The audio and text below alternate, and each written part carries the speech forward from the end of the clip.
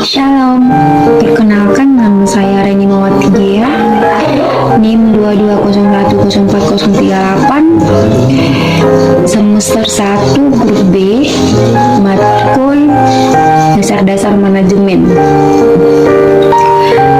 Saya ingin menjelaskan sedikit tentang pendidik dan peserta didik. Proses pendidikan sebagai interaksi sosial terbagi tiga, yaitu pendidik, peserta didik, dan interaksi edukatif.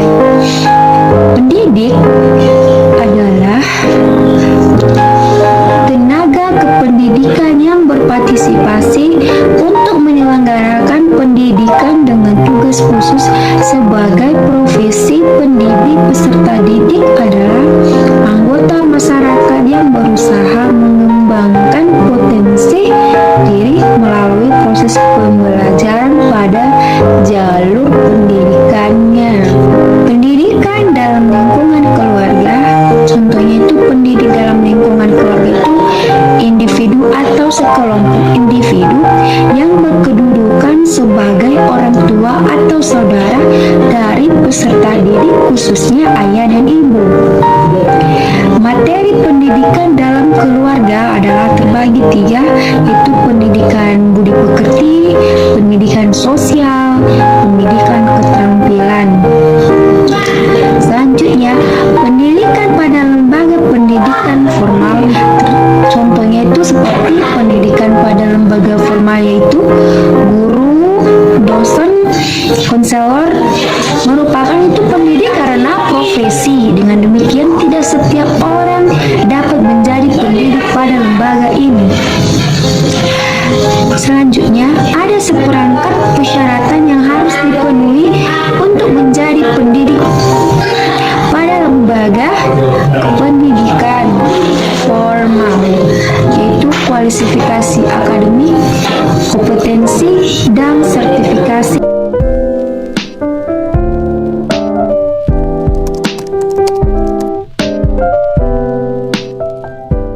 Profesionalisme pendidik pada lembaga pendidikan formal terbagi atas beberapa bagian, yaitu pendidik pada lembaga pendidikan formal itu terbagi tiga, kualifikasi akademik, kompetensi, dan sertifikasi.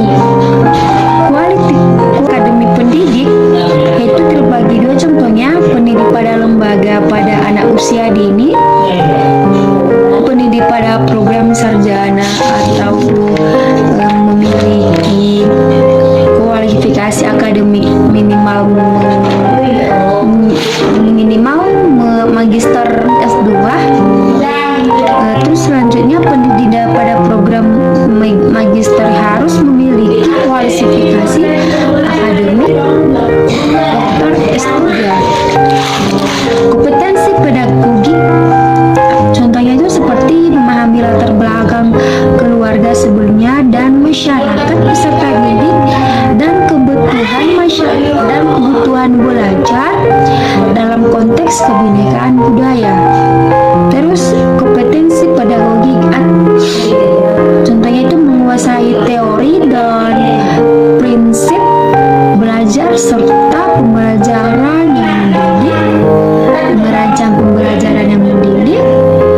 Terus kompetensi kepribadian, contohnya itu seperti menampilkan diri sebagai pribadi yang mental, yang stabil, yang dewasa, dan berwibawa. Terus mengevaluasi kinerja sendiri.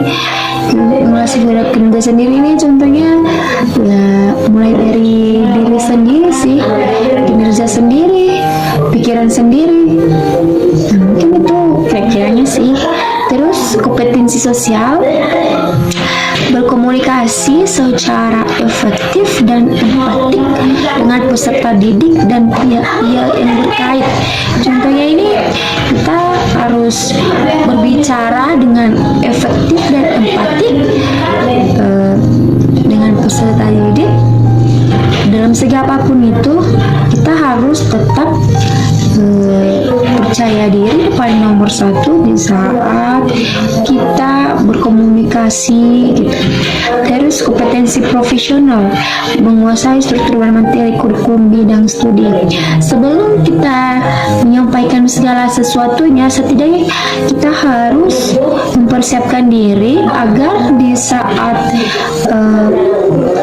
saat waktunya sudah jatuh tempo, ya kita nggak ada istilah deg-degan lagi gitu. Jadi kita harus tetap mempunyai percaya diri dan tetap semangat dalam menguasai struktur ataupun materi teologi. Contohnya itu menguasai teori dan prinsip belajar serta pembelajaran yang mendidik, merancang pembelajaran yang mendidik. Terus kompetensi kepribadian, contohnya itu seperti menampilkan diri sebagai pribadi yang mental, yang stabil, yang dewasa, dan berwibawa. Terus mengevaluasi kinerja sendiri. Kinerja sendiri ini contohnya ya mulai dari diri sendiri sih, kinerja sendiri, pikiran sendiri. Nah, mungkin itu kira-kiranya sih. Terus kompetensi sosial, berkomunikasi secara efektif dan empatik dengan peserta didik dan pihak-pihak yang terkait. Contohnya ini kita harus berbicara dengan efektif dan empatik dengan peserta didik.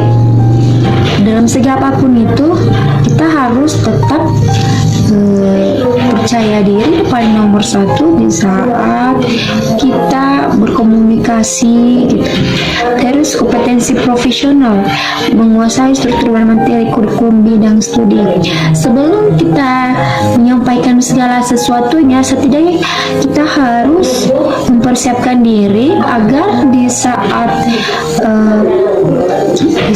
waktunya sudah jatuh tempo, ya kita nggak ada istilah deg-degan lagi gitu.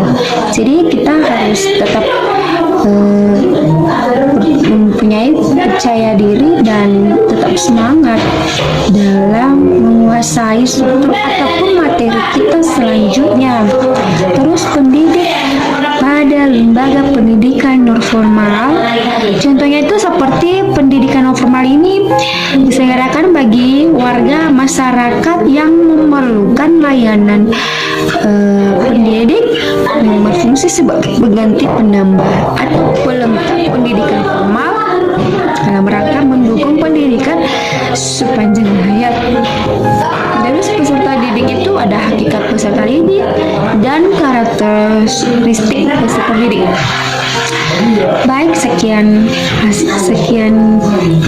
penjelasan singkat dari saya. Jika ada kekurangan dan kelemahan, mohon maafkan Bu.